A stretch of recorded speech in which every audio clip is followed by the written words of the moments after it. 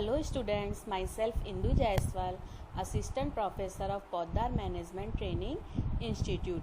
Today I will teach about laws, implementation and benefits of cooperative learning. कल हमने जाना था कि सहकारी अधिगम क्या होता है। सहकारी अधिगम यानी कि एक कक्षा के विद्यार्थी अपने आप को छोटे छोटे विभिन्न समूहों में अपने योग्यता स्तर के अकॉर्डिंग बांट लेते हैं और प्रतिस्पर्धा रहित अधिगम वातावरण में सहकारी ढंग से परस्पर मिलजुल कर विषय विशेष से संबंधित पाठ्य सामग्री के अधिगम अर्जन करने में प्रयत्नरत रहते हैं। हम सभी जानते हैं कि कोई भी कार्य करते हैं तो उसके लिए कुछ नियम आवश्यक होते हैं।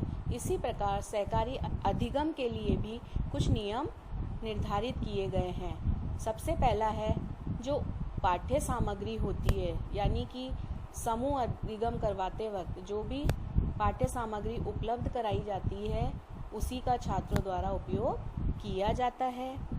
सहकारी अधिगम में छात्रों में सहयोग की भावना का विकास होता है और उन्हें यह ध्यान रखना पड़ता है कि हमें इस अधिगम में मिलजुल कर कार्य करना है। सहकारी अधिगम में बालक को अधिक क्रियाशील रहना पड़ता है और इसमें बालक स्वयं अपने ढंग से सीखने और समझने का अवसर प्राप्त करता है। अब हम जानेंगे कि जो सहकारी अधिगम है उसकी क्रियान्विति किस प्रकार की जाती है। सहकारी अधिगम के क्रियान्वयन के लिए इसको 3 चरणों में विभाजित किया गया है।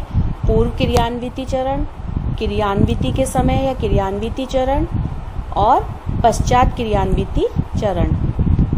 सबसे पहला जो फेज या चरण आता है वो है प्री इम्प्लीमेंटेशन फेज, यानी कि पूर्व क्रियान्विति चरण।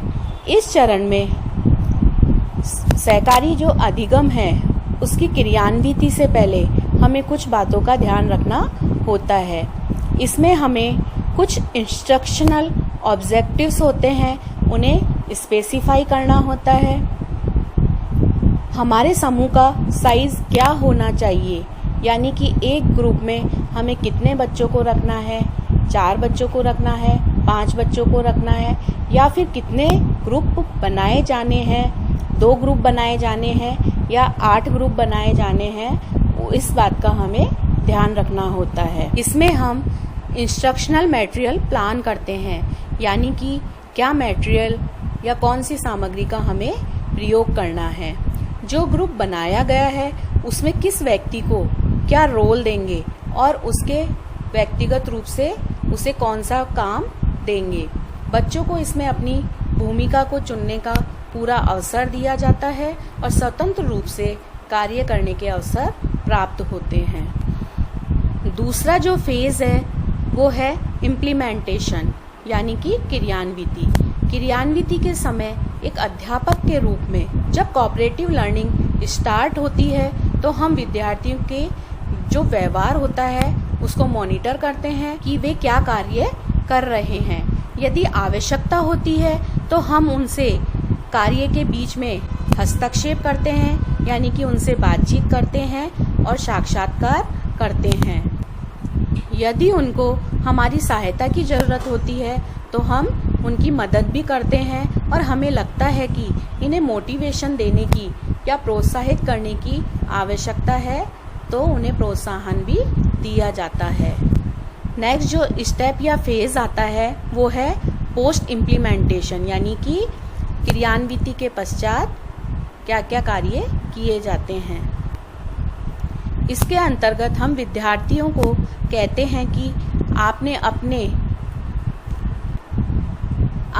अब तक जो भी कार्य किया है उसे समराइज करें। उनकी लर्निंग को इवेल्युएट करते हैं, यानी कि उनका जो भी अब तक अधिगम किया गया है उसका हम मूल्यांकन करते हैं और जो कुछ भी उन्होंने अब तक किया उसका क्या आउटपुट आया, विद्यार्थियों ने उस कार्य को कैसे किया, उन्होंने क्या क्या अचीवमेंट प्राप्त किए, उस पर हम रिफ्लेक्ट करते हैं और विद्यार्थियों से भी कहते हैं कि इस पर आपका क्या रिफ्लेक्शन है आप भी उसे प्रदर्शित करें।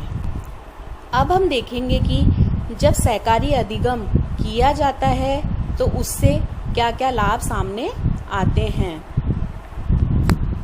सहकारी अधिगम के माध्यम से छात्रों द्वारा एक ही विषय पर अधिक से अधिक सूचनाओं का संकलन किया जाता है और सार रूप में एक दूसरे से अनेक प्रकार की महत्वपूर्ण सूचनाएं जो हैं वो प्राप्त की जाती हैं। इस प्रक्रिया में छात्रों को एक दूसरे के साथ बैठकर एक ही विषय पर विचार विश्लेषण करने को दिया जाता है, जिससे सभी छात्र एक निश्चित समय में सही और सारगर्भित तथ्य तक पहुंच पाते हैं। इससे अधिगम स्तर जो है वो बढ़ता है।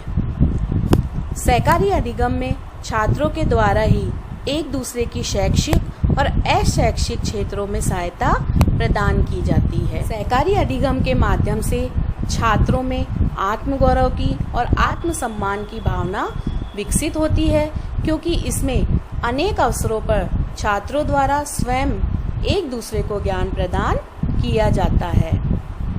इस प्रकार के अधिगम में सकारात्मक वातावरण का भी निर्माण होता है। छात्रों द्वारा एक दूसरे पर कार्य अंतर्निर्भरता और पुरस्कार अंतर्निर्भरता का प्रभाव देखा जाता है, जिससे छात्र प्रत्येक स्थिति में अपने समूह की अभिवृद्धि को विकसित करता है। सहकारी अधिगम के माध्यम से शैक्षिक वातावरण का भी निर्माण होता है, क्योंकि इसमें प्रत्येक छात्र को एक दूसरे के कार्य से पृथक रूप में कार्य करने के लिए दिया जाता है। इसमें छात्रों को सामूहिक रूप से और व्यक्तिगत रूप से कार्य करने के अवसर प्राप्त होते हैं। सहकारी अधिगम के अंतर्गत विद्यालयी व्यवस्था में छात्रों की रुचि विकसित होती है, क्योंकि इसमें छात्रों को कार्यों की पूर्ण स्वतंत्रता होती है और लोकतंत्रीय वातावरण प्राप्त होता है। सहकारी अधिगम में संवेगात्मक स्थिरता का भी विकास होता है, क्योंकि इसमें छात्र एक दूसरे की भावनाओं को समझते हैं और एक दूसरे के अकॉर्डिंग ही कार्य करते हैं। सहकारी अधिगम से छात्रों में चिंतन और तर्क शक्ति का विकास होता है और ये विभिन्न प्रकार की शैक्षिक समस्याओं का समाधान कर लेते हैं।